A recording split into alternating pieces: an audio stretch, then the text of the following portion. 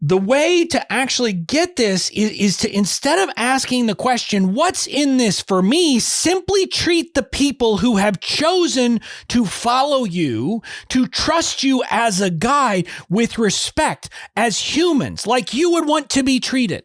Don't ask, have they bought? When are they going to buy? Why aren't they buying? Simply say, they're a human being. I have a chance to help a human being. And do it. Welcome to the Certified Badass Online Marketing Podcast, where being a badass has less to do with what you wear and what music you listen to, and everything to do with whether you've got the thriving online business of your dreams.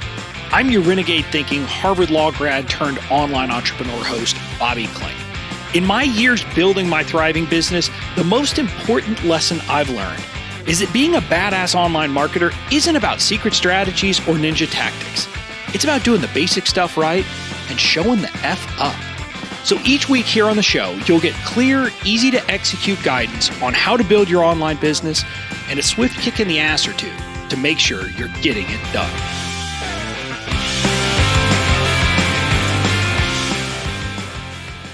Hey there, welcome to episode 195 of the Certified Badass Online Marketing Podcast. I'm your host, Bobby Klink, and I'm excited for today's episode because we're continuing on our journey down the serve first way, how to be a serve first entrepreneur. And in this episode, we're talking about kind of an important overarching concept, which is this: people over transactions. In other words, it's about thinking of people as people, not potential transactions. It's about honoring people, not focusing on transactions from beginning to end. So that's what we're talking about. It's kind of an amorphous idea we're going to talk about, but I think it's a very important idea for you to grasp, that you need to start thinking of people not as leads, not as numbers, not as people who might buy, but as people.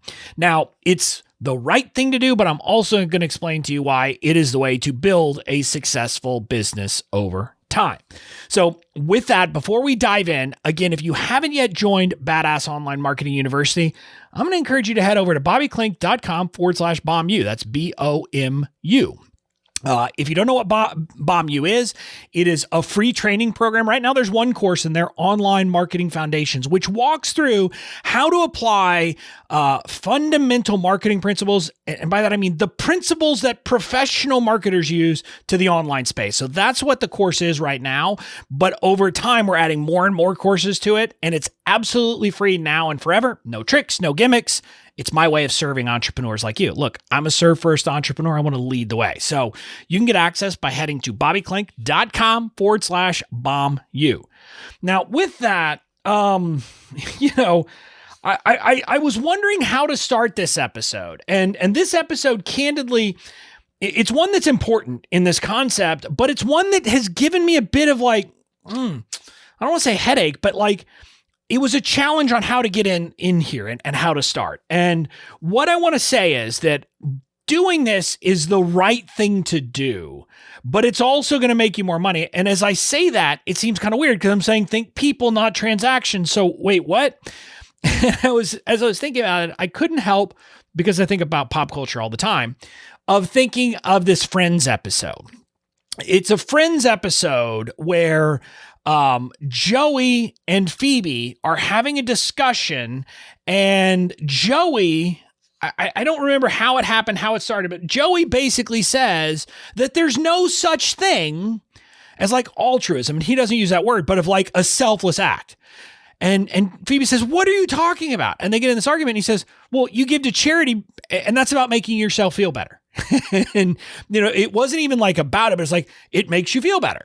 So he was making this point that even giving, even doing these things is also about you feeling good. And there's some truth to that. And I think when I think of that episode, ultimately what I thought about is there's a difference between that being an added benefit versus that being the reason you're doing something. So for charity, if you give so that you can get an award so that people can think you're awesome, so that you can brag about it. That's not altruism. That's not giving. But if you give to do a good thing and it makes you feel good, that's okay.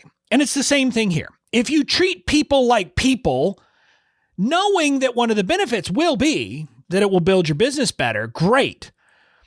But you cannot think of it as I'm going to do it so that my business grows. And so you can't be kind of transactional in it, because if you're transactional in it, it's not going to work. So that's the mind-bending piece of it. But that's kind of the reality. And what I wanted to start after kind of telling that story, if you will, or something like a story, I want to start with something I saw someone say in a Facebook group I'm in recently, who was talking about like cleaning out their list. And they were like, I love cleaning my list, buy from me or get off my list. And again, this was literally written, so it wasn't that kind of tone, but I was sitting there, I was like, wow, because I clean my list all the time, but it's not if you don't buy from me, you're gone. It's if you don't open anything or interact with anything on my list, I'm going to take you off because I don't think it serves you. I'm going to tell you, I'm going to let you stay if you want to. But I was just struck by this buy from me or get off my list mentality. And I was struck by it, but not really. Because if you think about a lot of the stuff that's happening in the online space, that's the mentality we hear. And I talked about this at some point. We hear about these people who are freebie seekers, as if being a freebie seeker is a bad thing. And I'm like, why is it bad if someone wants a freebie? That's not a problem. I'm happy to serve them. And it's this mentality of people who and not people, but what's happened in the space is we have gotten so fixated on the ROI, on okay, I want to see an immediate return on investment, which means I bring people in and they buy from me right now, no waiting, no delay, which is kind of the mindset that we appear to be coming at it from. And it is so transactional. It is so about that. And I'm simply going to say, if you're thinking that way, you're not thinking about service. You're thinking about making money. And we've kind of already talked about that. Like if your focus is on making money, if that's where your first question is, how do I make more money? That's not a serve first way. And again, the mind-bending part is like that. What I will tell you is ditching that short-term, like I need an ROI right now. You're either going to buy or I'm going to forget about you. I'm not going to serve you. Get off my list. I don't want you if you just want freebies. Like ditching that mentality is going to serve you and is going to make you money. And I can tell you from my own business, I've had people who were freebie seekers for a year on my list, never bought anything from me, but who then did. Now, I've had some people who've never bought anything from me are on my list, but have referred other people to me. I've had people who are on my list who've never bought anything from me, but who have introduced me to people who've been pivotal in my business. I could go down all of these things. And what I'm saying is, I want you to hear this from me, that if I had this mindset, either buy from me or I don't care, I don't want you here if you're just here for freebies, then I wouldn't have gotten all of those good things. The people wouldn't have stuck around for 16 months, 18 months to eventually buy. The people wouldn't have been here to say, Bobby's a good guy, so I'm going to tell my friends to come buy from him because they actually need his stuff, even though I don't. And they sure as heck wouldn't have introduced me to influencers, etc. What I can say is, like, anytime that I have done a promotion or anything like that, I will have people who buy who I'm like, who? And this has been the case even when my list was pretty small and I felt like I knew all the people in my community and I was doing an affiliate launch. I'm like, okay, what's the people I know who are likely to buy?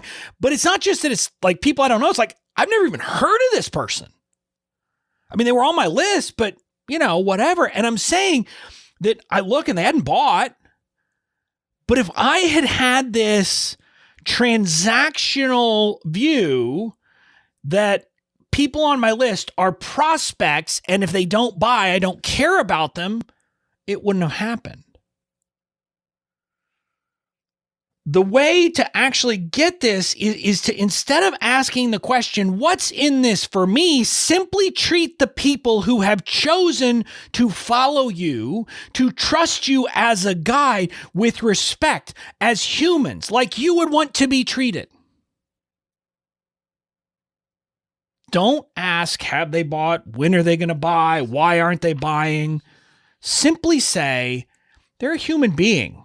I have a chance to help a human being, and do it.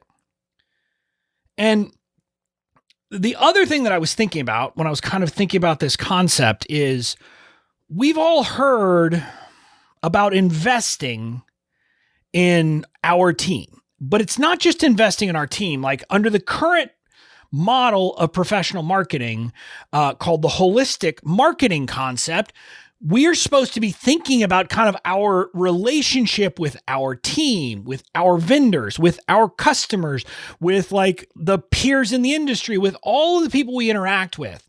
And most people stop there. They stop and only think about the customer and the team. And we know inherently that it's important to invest in our team. And I invest a bunch in my team, in the relationship, in teaching them, etc. And I recognize that building a strong team is an important part of success. And most entrepreneurs know that, admit that, accept that. I don't have to argue that with them. I wouldn't have to even say that with them. And I was thinking about that, and I'm like, well, if we recognize that investing in our team, in those people, in those relationships, is a good investment, like, the question is why? And when you think about it, those are the people who, among other things, they're going to help you get things done. They're going to help you serve your audience, but also they're going to be the ones who help you sell, who help you do social media, who help you do all of the different things in your business. They're the ones who allow you to make money. And so you're like, okay, it makes sense in investing in them. And this is where I'm going to suggest to you that investing in your people, even the people who haven't bought from you, and not because you're expecting them, not to get them to buy from you, etc., is just as important. Because if you have an audience full of people who feel seen, who feel respected, who feel like, holy crap, Bobby treats me amazing, and I've never given him a dime, you know what those people are? One of those people, I'm going to tell you this. One of those people who is a raving fan is as valuable as your most valuable employee. And again, this is where it's got to be mind bending. You can't be doing this with the intention of saying, well, I'm going to turn these people into my marketing force. But if you do it right, they become your guerrilla marketing force. I've talked about this a lot these days. We have sales of our $1,000 legal template package come in on the regular from people who just land on my page and buy from me.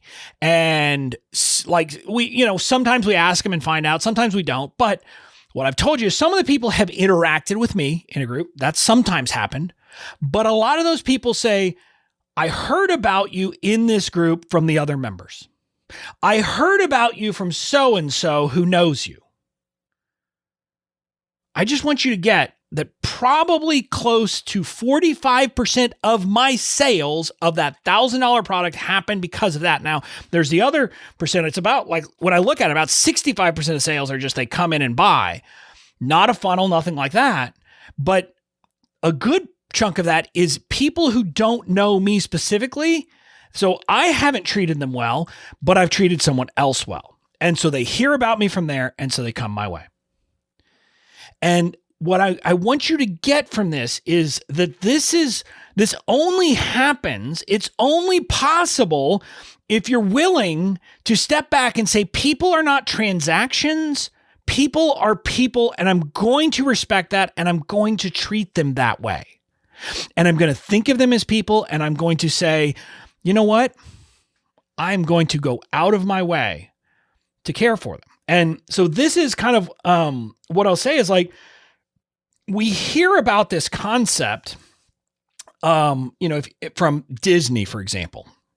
Disney is known for going above and beyond and wanting to wow their customers. Zappos, the same way. Zappos was known as a company with outstanding customer support. Okay. And both of these companies really mastered this concept of like making sure that their customers felt like blown away by the service, by the information, by all of the things they got, the experience they had. And that is fantastic, and we should all do that. But what I'm here to suggest is, especially us where we are building personal brands, what if you multiplied that? What if you multiplied the effect of that? Because just doing it with your customers can be huge. If you treat your customers well, if you do all those things, you will have brand advocates. And what I'll tell you is, when you actually look at like most people teaching this stuff, they'll talk about someone like becomes a brand promoter and a brand advocate normally after buying multiple things from you. That's the conventional wisdom of how you do it. Like you get people to buy this and buy that. And so then they are, they love you and they tell all of their friends about you. And again, we want those people. And we want those people, and the way we do that is by serving the heck out of them, by over-delivering, by making sure our customer support works great, by doing all of those things so that their experience with us is fantastic.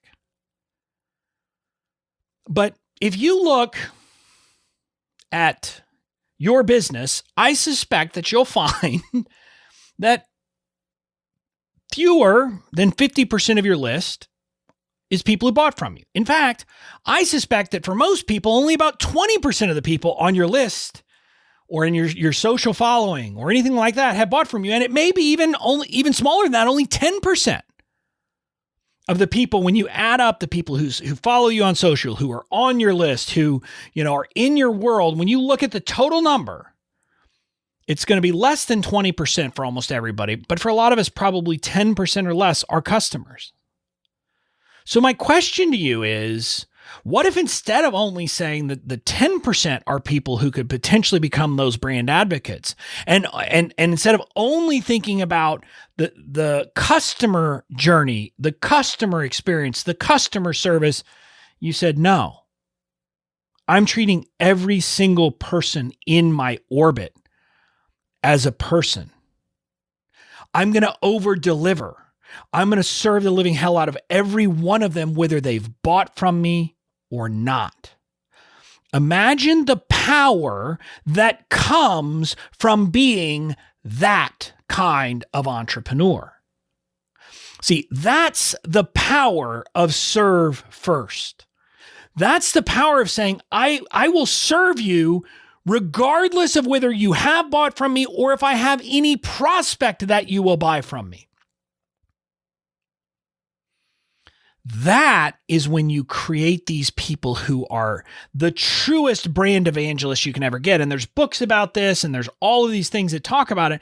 But one of these books I was reading through, one of the things it said is the businesses, and this isn't just like, this was talking about customers again, and it was talking about bigger businesses, but it was saying the businesses that have nailed this are businesses that build their business plan around their customer. Everything is from the perspective of that. And I'm simply saying, what if we broaden that out and said, everything I do is about how do I serve the people in my orbit, regardless of whether they're a customer or not. And what I'm telling you is, this is one of the hardest shifts that I'm going to ask you to make, because it's really hard for a lot of people to say, I'm going to serve people whether they have bought from me, whether they're going to buy from me, etc. But I can tell you that the moment that I went from a casual buyer in Amy Porterfield's world to someone who I was like, I'm going to, tell everybody I know about her, was a moment like this. It was a moment where she had a pop-up group for people who were considering an affiliate offer, where she was an affiliate. So she was promoting a product. And I'll never forget it. It was a Sunday afternoon, I guess, my time. So she was on the West Coast, so it would have been Sunday morning. And I'm scrolling through this group, and I see this like post that I stopped to read this post, and it was from someone in the group. And I for the life of me, I have no idea what it was about. I don't even remember today. I can't even think about it. But I saw this post from someone, and what I remember about it is this woman was in pain. She was struggling, she was suffering, and it wasn't strictly related to what was being promoted, but she was just venting that struggle, that pain in this group. And like literally as I finished reading it, I'm like, wow. And I was thinking about it, and all of a sudden I see something pop up, a comment. And it was a comment from Amy. And it was not just like a half-hearted buck up or something like that. And it wasn't just a written comment. She had gone out of her way to record a 7 or 8 minute audio message that she had posted as a comment that was literally just, there was no sales in it. There was nothing about promotion. It was her showing sympathy, showing empathy, being there with that person. And that was the moment I said, holy crap, that's amazing. To see that she didn't care about the money, she didn't care about the sales. She said, someone in my world is suffering, and that's not okay with me. The power of that moment was amazing for me. And I share this as someone who, I watched it happen. She wasn't even serving me, but seeing her put one of her people first over transaction, over trying to sell, over trying to promote, not even thinking about that, just saying, hey, this is a human being who needs some help right now. It turned me into one of those brand advocates, one of those brand evangelists for her, into one of those people who would do anything I could to help her. And if anyone I knew needed any service that she had, I would gladly send them her way because I knew that she was going to treat them right. And I share that story because I think it's an important story for you to get. And it's the best one I have to show the power of this concept. That when you're willing to put people over transactions, the impact it has on the individual people you're serving, but also the other people who see it, is profound. Now, the other piece that I want to share with you is if you're a serve first entrepreneur and you want people generally to be served, the other powerful thing is the ripple effects that come from it. The people who see that will often adopt that and say, I want to be like that person. I'm simply saying, I've had so many people tell me that they've been inspired by things that I have done, that they have decided to be a radical giver, for example, that they have decided to serve people rather than worrying about the sale.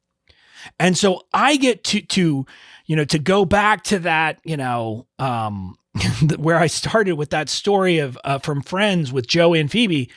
I get this immense joy from feeling some small part of how they're serving their people from the example I set. And that's what I'm just going to tell you. If you are a serve first entrepreneur, that's the mindset you're going to have. You're going to see not just the success and joy of your people, but you're going to see the success and joy of their people. And see how all of these things are making the world a better place. And I'm just going to tell you, that's a heck of a lot of payoff. So again, this is kind of a weird episode. And I think a lot of people will struggle with this one. But what I'm going to tell you is that putting people over transactions means that you're probably, not just probably, that I'm going to suggest you're not funneling people with upsells and downsells and left sells and right sells and who the heck knows what other kind of sells constantly, because people aren't just a credit card to you. You're going to figure out what is the best way for me to serve them, and you're going to do that. And if there's sales that happen along the way, great. If there's times that it makes sense for you to make an offer to them, of course you're going to do that. But you know what? You're not going to be grumpy and say, well, if you didn't buy, get off my list. You're going to say, you didn't buy now. That's cool.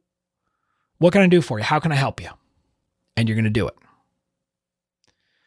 That's my call to action for you today, is to start thinking about everyone on your list as a person, everyone in your world as a person, not as a lead, not as a potential transaction, and not as just something as a potential ROI on your balance sheet. If you'll make that shift, that's going to help you, and it's going to make your business much stronger. So that's it for this episode. Come back next week. We've got another great episode in the Serve First Way series. We've got a few more coming. So come back. I look forward to seeing you next week. And until then, go out and build a business where you're serving the heck out of your people. And if you're willing to share with me what it is, do me a favor and do it, because I love hearing about how people are serving others. So I'll talk to you later.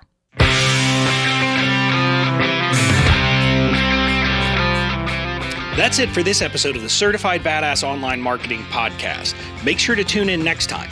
And in the meantime, go out and build the badass business of your dreams.